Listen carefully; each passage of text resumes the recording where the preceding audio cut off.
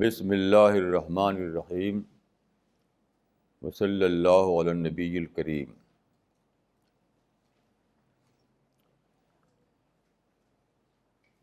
قرآن میں کئی باتیں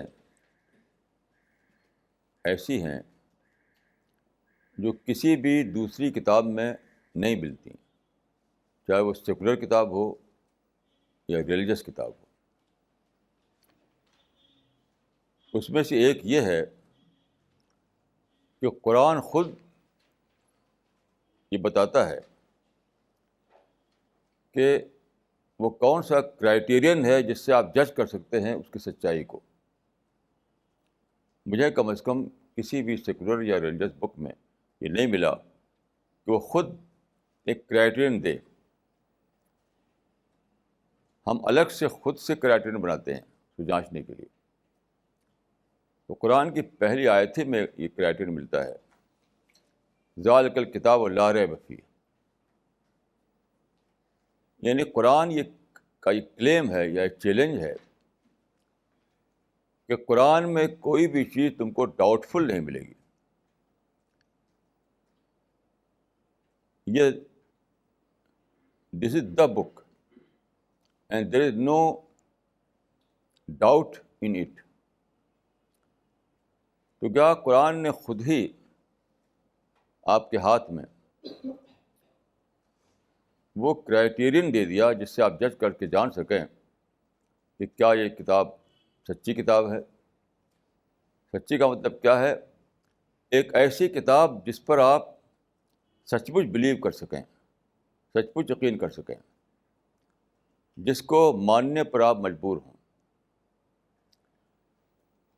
تو اس پر میں نے کئی کتابیں لکھی ہیں، عظمت قرآن وغیرہ، اس میں آپ ڈیٹیل دیکھ سکتے ہیں۔ اس میں سے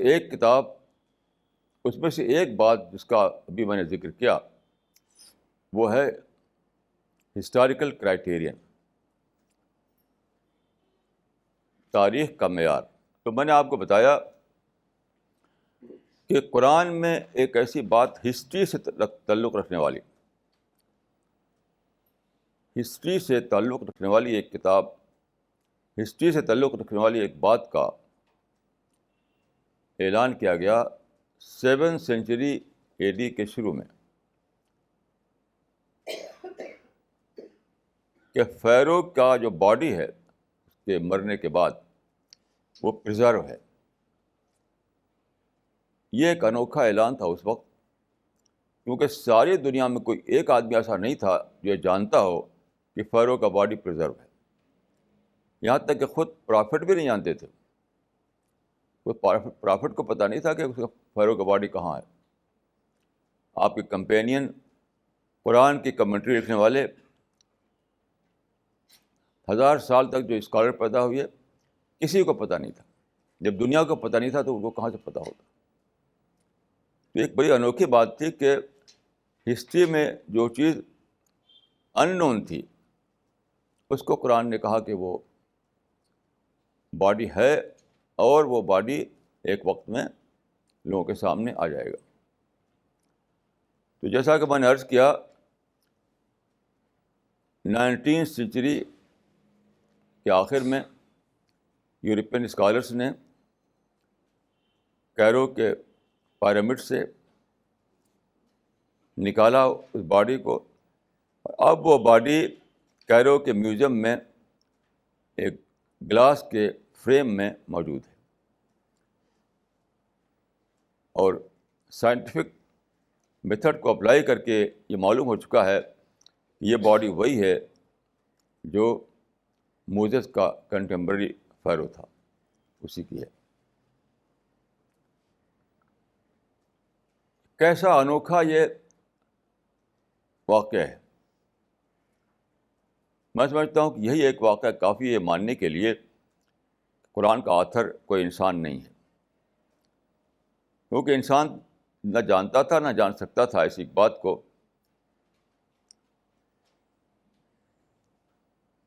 کوئی نہ تو جانتا تھا نہ کوئی جان سکتا ہے ایسی ایک بات کو، صرف خدا جان سکتا ہے۔ جو عالم الغیب ہے، عالم الغیب والشہادہ. تو میں سمجھتا ہوں کہ ایک سنجیدہ آدمی کے لیے، ایک سوچنے والے آدمی کے لیے، ایک سنسیئر آدمی کے لیے یہی ایک بات کافی ہے کہ وہ مانے کہ قرآن ورڈ آف گاڈ ہے. یہ میں نے آپ کو مثال دی ہسٹری سے، اس کی ڈیٹیل آپ میری کتاب عظمت قرآن میں دیکھ سکتے ہیں. دوسری مثال میں آپ کو سائنس سے دیتا ہوں.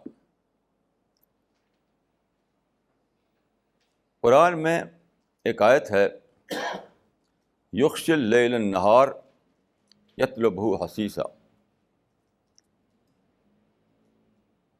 یعنی خدا اڑھاتا ہے رات کو دن پر، وہ چلا آتا ہے اس کے پیچھے. اس کا ٹرانسلیشن انگلش میں کیا ہے عبداللہ یوسف علی نے ریپڈ سکسیشن کے ورڈ سے. ریپڈ، رات اور دن کا ریپڈ سکسیشن. عبداللہ یوسف علی کے زمانے میں یہ بات معلوم نہیں ہوئی تھی، انہوں نے تو صرف لٹرل ٹرانسلیشن کر دیا.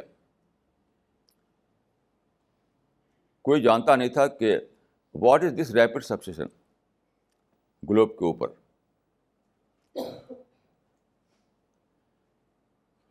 بات کو جب اسپیس ٹیکنالوجی بڑھی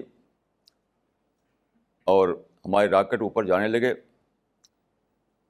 یہاں تک کہ وہ راکٹ گیا جس نے کہ چاند سے، جس نے کہ زمین سے اڑ کر زمین کے چاروں طرف گھوم کر اس کا مشاہدہ کیا. اس واقعے کی ڈیٹیل میں نے لکھی اپنی کتاب اقلیات اسلام میں. میں نے ایک جرمن میگزین میں ایک قصہ پڑھا تھا، اس کا ریفرنس آپ دیکھ سکتے ہیں اقلیات اسلام میں. تو اس ایسٹروناٹ نے جو کہ اوپر جا کر زمین کے چاروں طرف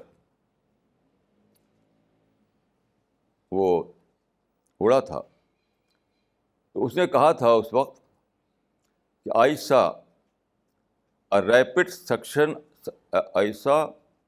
rapid succession of day and night on the earth. میں نے زمین کے اوپر تاریکی اور روشنی کا ایک ریپڈ سکسیشن دیکھا اوپر سے.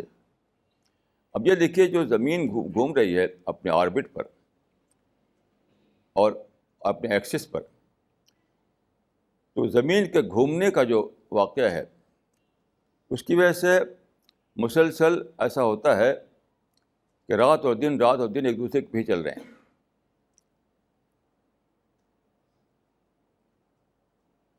زمین آپ جانتے ہیں گھوم رہی ہے سورج کے گرد آربٹ میں اور پھر اپنے ایکسس پر. تو ایکسس پر جو گھومتی ہے، جس کے 24 گھنٹے پورے ہوتے ہیں اس کا دور، تو اس میں یہی ہوتا ہے کہ رات اور دن یا تاریکی اور روشنی ایک کے بعد ایک کے پیچھے دوڑ رہے ہیں. ایسا لگتا ہے اوپر سے دیکھنے میں ریپڈ سکسیشن. جب تک آدمی اسپیس میں نہیں گیا تھا بالکل اس کو پتہ نہیں تھا کہ ایسا کوئی واقعہ ہے. ریپڈ سکسیشن کا جو کانسیپٹ ہے وہ اسپیس ٹیکنالوجی سے پہلے انسان کو بالکل معلوم نہیں تھا، کچھ بھی پتہ نہیں تھا. دنیا کی کسی کتاب میں ایسا ریفرنس نہیں. یہاں تک کہ خود جب قرآن اترا تو شروع میں جن لوگوں نے پڑھا اس کو، وہ کچھ بھی نہیں جان سکے کہ اس کا مطلب کیا ہے. کمنٹریز جو ہیں قرآن کی ہزاروں، کسی میں یہ بات نہیں ہے کہ اس کا مطلب کیا ہے. یہ تو اس زمانے میں جب کہ اسپیس میں سفر شروع ہوا اور راکٹ میں جا کر انسان نے دیکھا اوپر سے زمین کو، تب پتہ چلا کہ ایک ریپڈ سکسیشن ہے زمین کے اوپر تاریکی اور روشنی کا. اب بتائیے کہ یہ بات جو کسی انسان کو پتہ نہیں تھی 7 سینچری کے شروع میں کیسے قرآن میں لکھی گئی. یہ بات اس بات کا ثبوت ہے اس بات کا پروف ہے کہ یہ کتاب ورڈ آف گاڈ ہے، کیونکہ گاڈ کریٹر ہے زمین و آسمان کا. گاڈ ہی نے آربٹ پر اور ایکسس پر زمین کے گردش کا نظام بنایا ہے. وہ سب کچھ جانتا ہے ڈائریکٹ طور پر. تو وہ جاننے والا خدا ہی ایسے ہی ورس قرآن میں لکھ سکتا تھا، کوئی انسان نہیں. تو یہ ایک سائنٹیفک افرمیشن ہے کہ قرآن خدا کی کتاب ہے. اس طرح کی بہت ساری چیزیں ہیں جو سائنٹیفک ایج میں معلوم ہوئی ہیں. ان کو میں نے ڈیٹیل میں اپنی کتابوں میں لکھا ہے. اسی لیے میں کہا کرتا ہوں کہ سائنس قرآن کا علم کلام ہے. سائنس قرآن کا علم کلام ہے، یعنی قرآن کی جو باتیں ہیں اس کو ریشنل بیسس دیتا ہے. قرآن اترا تھا آپ جانتے ہیں کہ ٹریڈیشنل پیریڈ میں، سائنس سے پہلے. اب جو سائنس نے جو دنیا ڈسکور کی ہے، جو باتیں معلوم کی ہیں، اس سے گویا سائنٹیفک افرمیشن ملتا ہے قرآن کو، ایک ریشنل بیسس ملتی ہے قرآن کو. ہم اس پوزیشن ہو جاتے ہیں کہ قرآن کو زیادہ بڑے فریم ورک پر سمجھ سکیں.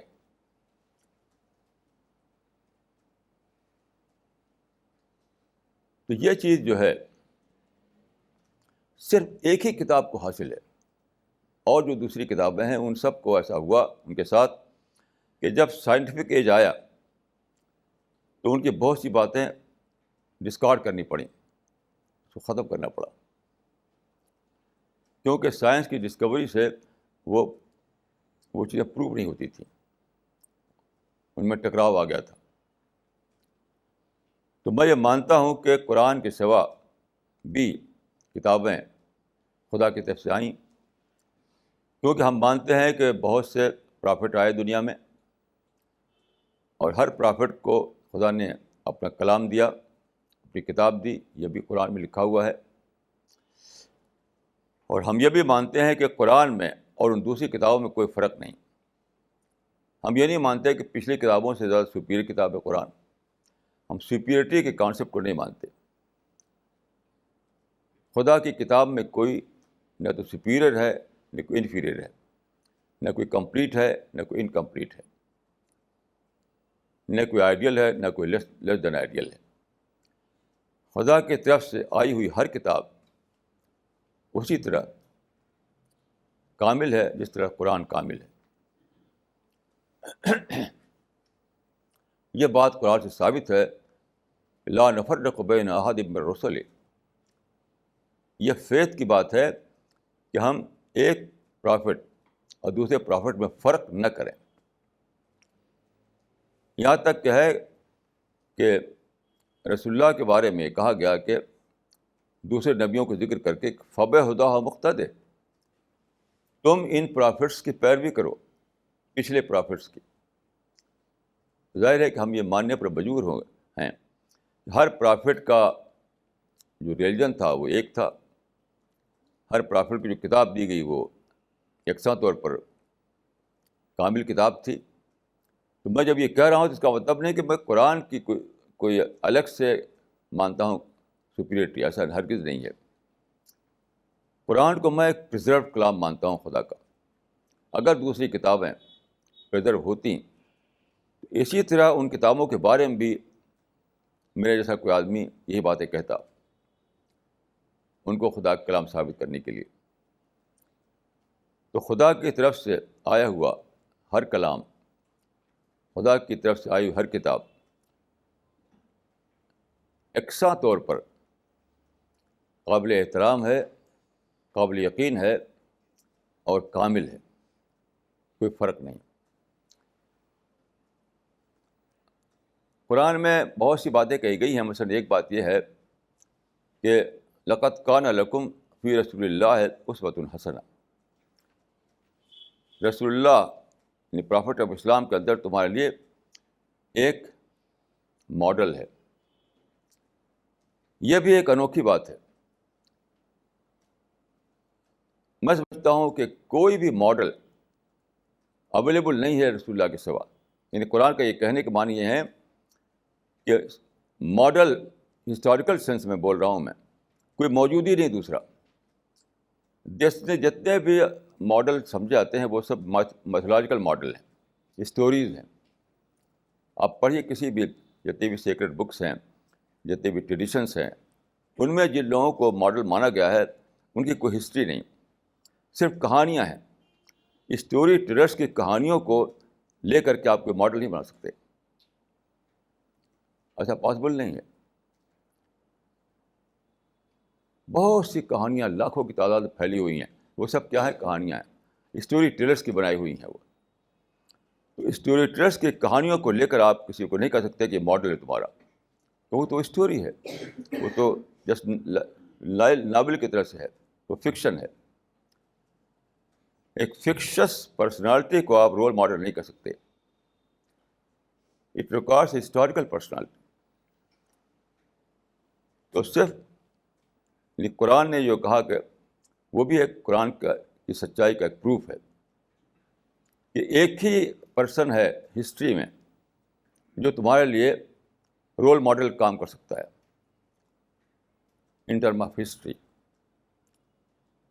میں نے بہت سے لوگوں کو پڑھا ہے, سب کے بارے میں میں نے پایا کہ فکشس اسٹوریز ہیں, اسٹوری ٹیلرس کی کہانیاں ہیں. بس اس کو ہم کیسے ماڈل مان سکتے ہیں؟ تو زندگی کے جو بھی آسپیکٹ آپ لیں, کوئی بھی آسپیکٹ,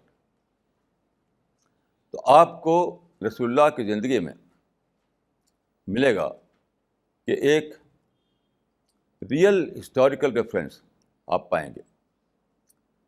اس کے بارے میں میں نے 2 کتابیں لکھی ہیں, دونوں انگلش میں ترجمہ ہو چکی ہیں. پرافٹ آف ریولوشن ایک کتاب ہے, پیغمبر انقلاب, اور دوسرا یہ ہے مطالعہ سیرت. ان دونوں کتابوں میں میں نے کافی ڈیٹیل کے ساتھ بتایا ہے کہ کس طرح رسول اللہ انسان کے لیے رول ماڈل کی حیثیت رکھتے ہیں. اس میں نے کوئی بھی فکشن اسٹوری نہیں بتائی ہے, اسٹوری ٹیلرس کی کہانی کوئی بھی نہیں بتائی میں نے, سب ریئل ہسٹری بتائی ہے جو پوری زندگی کو کور کرتی ہے, پوری زندگی کو کور کرتی ہے. تو یہ قرآن کے کتاب خدا ہونے کا ایک ثبوت ہے کہ اس نے ایک ایسی ہستی کو بطور رول ماڈل کے بتایا جو ایک ہی رول ماڈل ہے پوری ہسٹری میں. کوئی دوسرا آدمی بطور رول ماڈل کے اس کے مقابلے میں اسٹینڈ نہیں کرتا. میں جانتا ہوں کہ بہت سی پرسنالٹیز ہیں جن کو لوگ پیش کرتے ہیں, لیکن وہ کیا ہے؟ کہانیاں ہیں. میں بہت جلسوں میں لوگوں کو گیا ہوں, کہانیاں سناتے ہیں جو ان کی اپنی محبوب شخصیتیں ہیں, جن کو وہ مانتے ہیں, جن کو مقدس سمجھتے ہیں, سب کہانیوں کی شکل میں پیش کرتے ہیں ان کی باتوں. کہانیاں تو وہ سب اسٹوری ٹیلرس کی کہانیاں ہیں, وہ کوئی ریئل ہسٹری نہیں.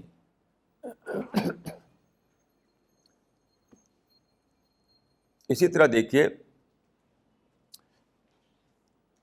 قرآن میں ایک اور بات بتائی گئی جو صرف قرآن میں آپ پائیں گے, وہ ہے پیس کا فارمولہ. کل میں کسی میٹنگ میں تھا پرسوں, تو وہاں پیس کی بات ہو رہی تھی, سب لوگ پیس کی باتیں کر رہے تھے. میں نے کہا کہ سب سے ضروری چیز ہے کہ پیس کا ورکیبل فارمولہ آپ کے پاس ہو. پیس کرتے ہیں آپ, لیکن ورکیبل فارمولہ بتائیے کیا ہے اس کا. تو ہر ایک کیا کہتا ہے کسی نہ کسی انداز سے, وہ پیس وتھ جسٹس کی بات کرتا ہے کہ جسٹس لاؤ تو پیس آئے گا. سب لوگوں کے مائنڈ میں پیس کا مطلب یہ ہے دنیا میں جسٹس لاؤ تو پیس آ جائے گا دنیا میں. یہ تو ورکیبل نہیں ہے, اس کی تو کوئی فیزیبلٹی نہیں ہے. پھر تو لڑتے رہیے. قرآن میں پہلی بار ایک ورکیبل فارمولہ دیا گیا ایک فیزیبل فارمولہ دیا گیا پیس کا. وہ کیا؟ وہ یہ الصلح خیر. یعنی سب اس کو میں نے ڈیٹیل میں لکھا ہے اپنی کتاب میں کہ قرآن کا جو فارمولہ ہے پیس کا وہ یہ ہے کہ اسٹیٹس کو ایکسیپٹ کرو تاکہ پیس قائم ہو.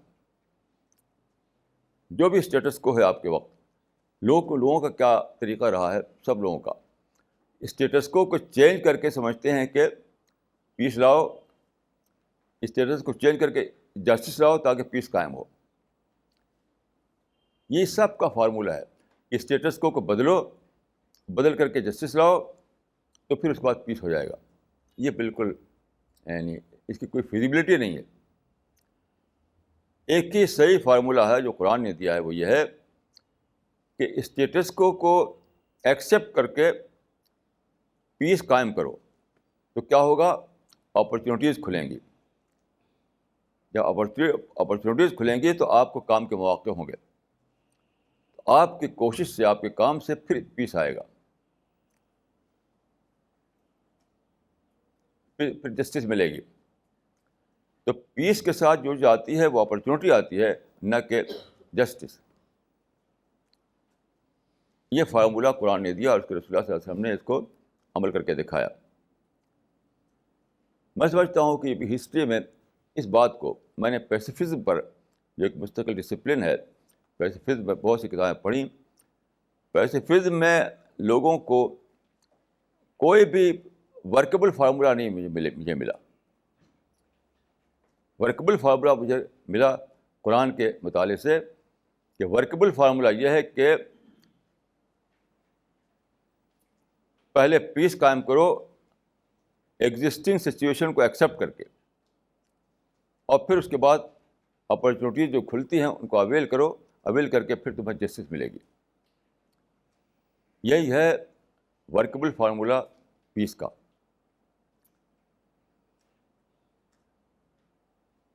تو اس طرح کی بہت سی باتیں ہیں قرآن کے سلسلے میں،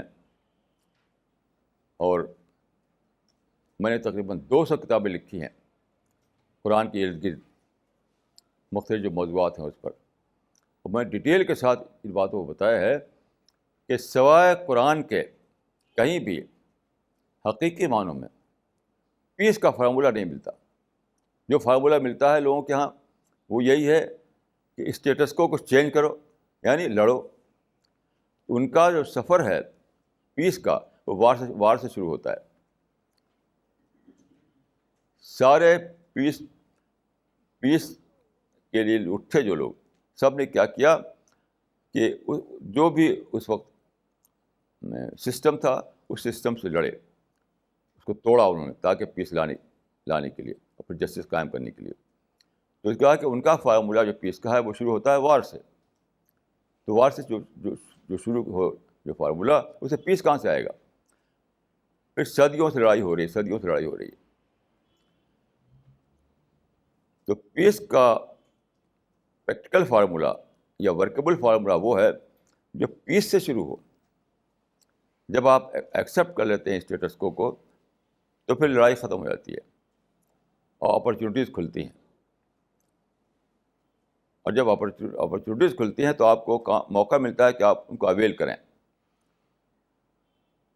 ایجوکیشن کی فیلڈ میں، اکنامک فیلڈ میں، اور سوسائٹی کو ریفارمیشن کی فیلڈ میں، جتنے بھی ادر دین پولیٹیکل کنفرنٹیشن، جتنے بھی دوسرے شعبے ہیں ان میں آپ کو کام کرنے کا موقع ملتا ہے، جیسا کہ رسول اللہ نے کیا قرآن کی رہنمائی میں. اور اس طرح سے پھر کیا ہوتا ہے، دنیا میں پیس بھی آتا ہے اور جسٹس بھی آتی ہے. تو یہ باتیں ہیں کچھ جو میں نے قرآن کے بارے میں کہیں. میں یہ کہوں گا کہ قرآن کو سمجھنے کے لیے اس کی گہری اسٹڈی بہت ضروری ہے. صرف ٹرانسلیشن پڑھ لینا کافی نہیں ہے. خود آپ ٹائم لگا کر قرآن کو پڑھیں، اور جو کچھ لائنز میں ہے اس کے علاوہ جو بٹوین دا لائنز ہے اس کو پڑھنے کی کوشش کریں.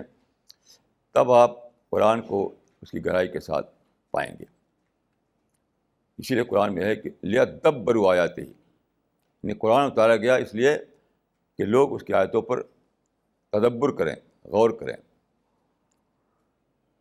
حدیث میں آتا ہے کہ لکل آیت منہا ظہر و بطن، یعنی ہر آیت کا ایک مفہوم جو ہے وہ لائنز میں ہے، ایک دوسرا مفہوم جو بٹوین دا لائنز ہے. تو جب تک دونوں اعتبار سے مطالعہ نہیں کیا جائے گا، قرآن کی جو وژڈم ہے وہ نہیں کھلے گی. تو میں دعا کرتا ہوں کہ اللہ تعالیٰ ہم سب کو توفیق دے کہ ہم کھلے ذہن کے ساتھ صرف سچائی کی تلاش کے لیے، صرف سیکنگ اسپرٹ کے لیے ہم قرآن کو پڑھیں.